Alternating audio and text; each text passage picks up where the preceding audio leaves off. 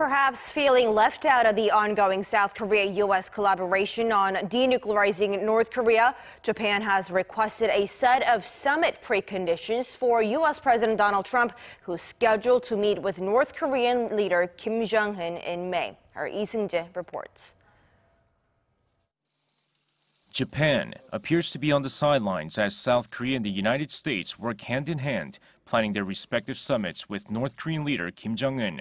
And while Japanese Prime Minister Shinzo Abe took time over the weekend to meet with former U.S. President Barack Obama during his trip to the country, the Japanese government continues to lobby the Trump administration to ensure there are preconditions ahead of the U.S.-North Korea summit.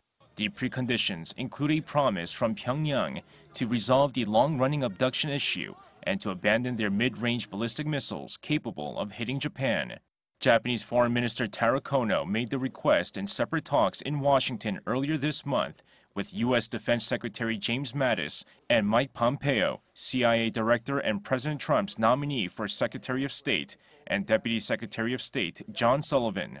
According to Japanese officials, a number of its citizens were abducted by North Korea in the 1970s and the 1980s, and they are seeking U.S. help in bringing them home.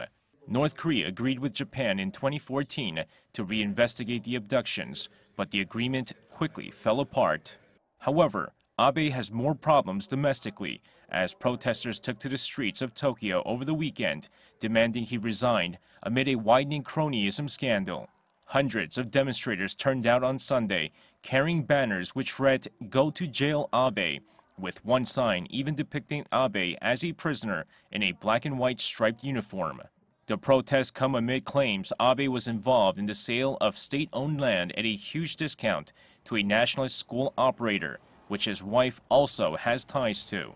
The protesters also demonstrated against Abe's decision to revise the country's post-war pacifist constitution, as critics fear the revision could pave the way for the Japanese military to play a bigger role overseas. With the Inter-Korean summit set for the end of April and the U.S.-North Korea summit scheduled for sometime in May, Japan finds itself less involved in East Asia issues, with Abe's ongoing domestic problems and its tanking approval ratings. Lee Seung-jae, Arirang News.